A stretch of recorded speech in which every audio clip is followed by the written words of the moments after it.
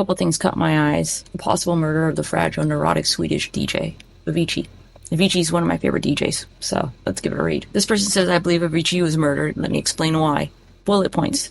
Did you know, and I cross-referenced and checked this with his autobiography, did you know that Avicii died due to massive blood loss from a broken glass, serration to the neck and serration to the wrist? I never thought to look into the details. I just thought it was pills like most people. I don't know about you, but if you've ever contemplated, you kind of think like, what's the quickest way and get the fuck out of here? If I don't want to be here, I don't want to suffer in my last final hours. You know anyone who's like, you know what? I really hate being here, but I'd like to stay a little bit longer in agony the entire time. So let me just tell you, when you look a little bit closer at Avicii's death, things are a little bit sus. Kind of like how TMZ was the exclusive news outlet to give you the details of Avicii's death, and suicide by a broken glass, not just any broken glass, a broken wine bottle. And the details are obscured when you compare them with his autobiography. So let's get into it. First, this blind item, which later was reviewed to actually be him, and this book. In a book that came out a few weeks ago about the foreign-born A-list DJ. It is the closest that anyone has come to saying what actually happened that led to his death, what he witnessed and what he saw before his death, and how that changed the course of his life. Avicii/him, the official biography of Avicii. I didn't know there was a biography of Avicii. I looked it up, read some of it. It's the official autobiography, which means that his estate, his family authorized it, approved it. And that means that the journalist who wrote it was a Swedish journalist, by the way, had unlimited access to Tim's notes, his diaries before he died, emails, all that stuff to get better insight on who he was. Days leading up to his death conflict with the official story of how he died. So first things first, whenever I find any kind of thing deep dive that seems like, this seems legitimate, could have happened, I noticed there's a trend that a lot of things are deleted. Not just like the original post was deleted, but the user who made it is deleted and the post is deleted on several things. So you'll see, like, if you look up Kanye and Harley Pasternak, a lot of those are deleted on Reddit now. So I screened the shit out of it. And don't forget, the Wayback Machine exists, and so does the archive website. So with the Avicii's, there's a lot that are like this. Post was deleted, this comment was deleted, this post was suspended, this was removed by moderators. Censorship at its finest. By the way, looking into this, my internet service provider blocked my access to certain things that I was researching, because your internet service provider does that.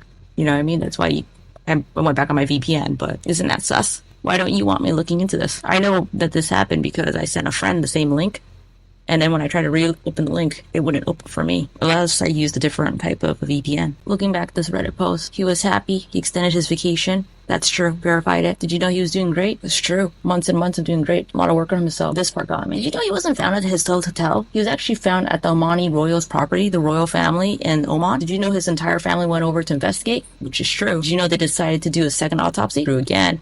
Did you know that every single one of his family members and his friends did not see this coming and were blown away? Especially considering the fact that this man had a lifetime history of depression. No one saw it.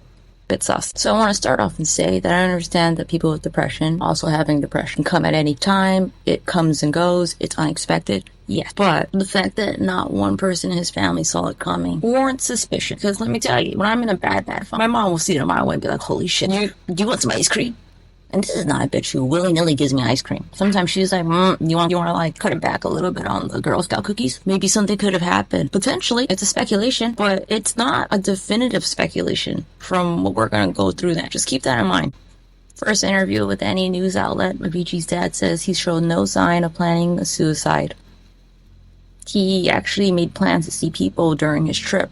Shortly after, he extended his trip. He called his family, said really good things. He sent them songs he was working on. He was working on several albums. I don't know. So this is where things start not aligning with what's actually in the autobiography. When things don't add up, you're not crazy. You're just not dumb enough for the people trying to trick you. So don't feel bad. You're smart. That's why you can see the bullshit. So he dies in Oman. He was vacationing with his friends. Things that you find out was that his brother traveled to seek answers because nobody could understand what the fuck happened. Another thing, he didn't die in his hotel room. He was actually on royal property after a party. His body was found on royal property, the mansion of the relative of the Sultan. Now, what does that make you think of? Well, people who are in politics have a lot to, like a lot on their mind and a lot to lose if a scandal happens. He was working on a lot of music. He even like made plans to see someone right after his trip, which was like I think his old therapist. He, you know, the big one for me was he was planning on getting married and he wanted to start a family. He had decided during this trip that he was going to sell his LA home and like move back to Sweden, and he told his mom and she was psyched. This one I'm not supposed to, yeah, he loved his dog, but like, you know, he still might, you know. He did a lot of things of someone who actually looked like they wanted to stay. You go down the rabbit hole a little bit more, you start seeing things like that. The pedophiles kill Avicii because he wanted to expose their human trafficking network. What's that about? Have you ever heard Avicii's song, For a Better Day? Have you ever seen the music video for it? Because that shit is on the nose. If, you know, like, after watching that, you're like, well, there's no doubt about it what the fuck the subject is. It's trafficking. So let's get into it. Some people say, like, no, he wasn't into that. You're reading too much into it. Not according to the fucking biography. Not according to several articles. Not according to interviews. Okay, so fuck off. Traps families and children into being used for tool for some of the most despicable people on earth, he said in a statement as he released the video. It's an issue about which I hope to start a louder discussion, especially now with the huge number of families on the move from war-torn countries looking for safety and shelter. So I cried the shit after watching this fucking video, okay? Like, not only are you a creative fucking genius, Avicii, you're also got a beautiful fucking heart. And now, given what I've been understanding from this suspicious death, you're just too good for this fucking world, my guy. You know, if I didn't know this better, I'd be like, yeah, it's a hype song, and then I'm like, what's in the trunk? Oh, fuck, that guy has my glasses. Evil. I'm a motherfucker. He's evil as fuck. Are those people? Look at his fucking eyebrows. He's not gonna be handsome. He's kind of like weak-ass looking Tom Hardy. And if you were like, oh no, this is like not, you guys are reading too much into it. Are those children not running from that adult? It's never a good sign when the children are running from an adult, bitch. Whoa, what's happening there? They're taking this shit. Like, they're like Liam Nelson taking this bitch. I'm making this light because this video is dark. Yeah, they're like, you thought, bitch. You thought. Yeah, you thought you want to see my fucking ass. I grew up.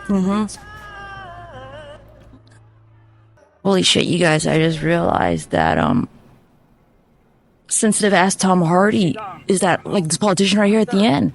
Oh, he didn't glow up. He did the up. But you know what? Evil manifests. Evil manifests. Many of Avicii's previous videos had been exuberant but trivial stories. Now Tim wanted us to spark a debate about the children who lived in the shadow of war, ended up in the clutches of cynical smugglers, and were sexually exploited. Out of a container full of children, a cold-blooded trafficker chooses his victim. The acclaimed actor, Christopher Herrickson, was one of Tim's mother's close friends, portrayed the heartless profiteer. Two of the children eventually retaliated by burning pedophilia on their tormentor's backs and hanging him in front of the jubilant crowd. It's a ruthless film, but nonetheless the dream of everyone's right to live out their full potential, free from the shackles of misery and poverty. To the audience, the story is probably unexpected. Moved from an otherwise euphoric Avicii, the video whetted Tim's appetite. Now he wanted to do something similar things.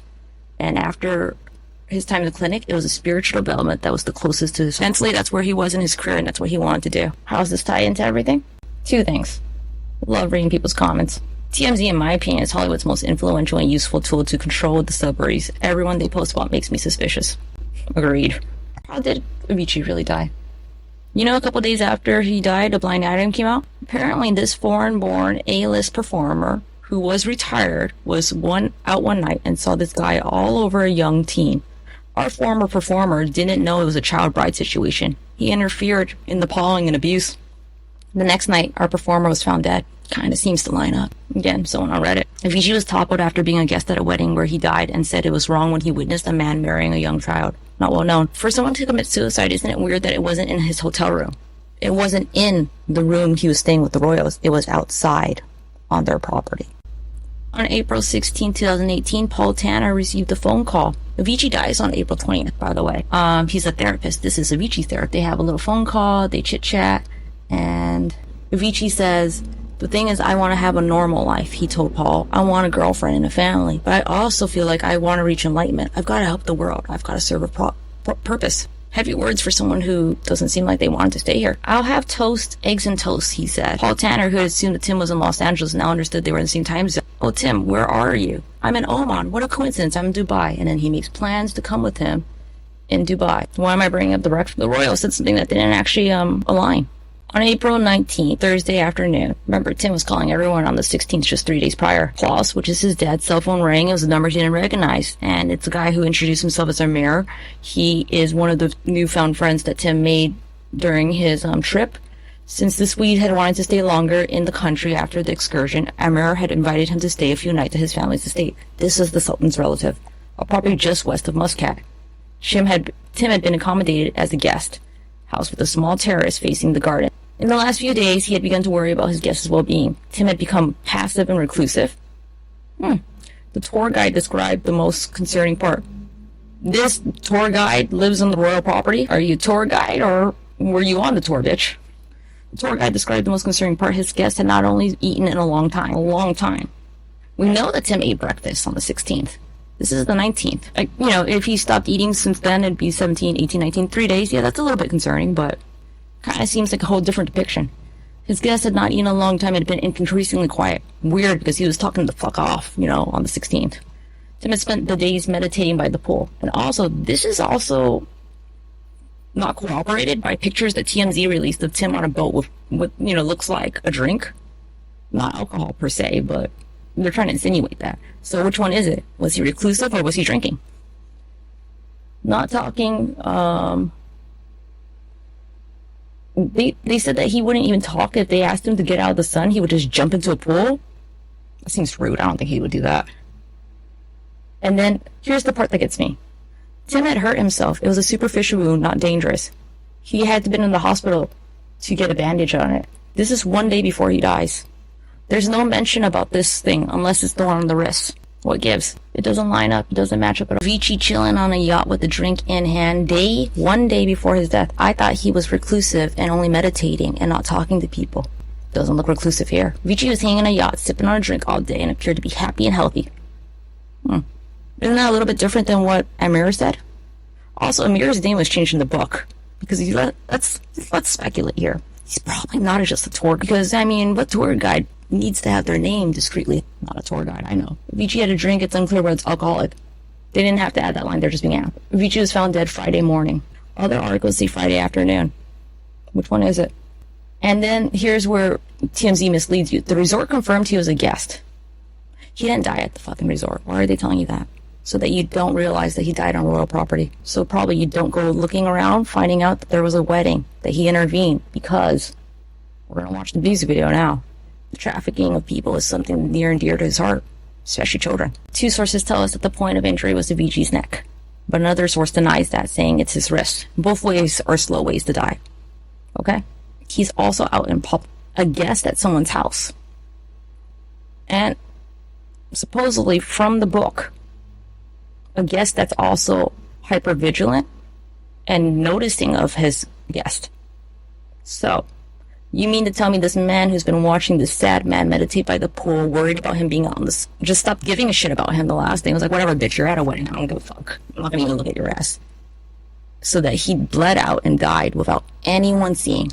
Inconsistent. Or maybe someone did something that offended the Sultan and the Sultan's family. So the running narrative is that Tim had done some ayahuasca and that he stayed a little bit longer, and what they want you to think is that he was doing all this meditation at extreme speed because you're not supposed to do it for more than 20 minutes, but this motherfucker's like, you know what? Try me, bitch. I'll learn faster, which I understand. But that could happen. I'm not saying it's not a viable possibility.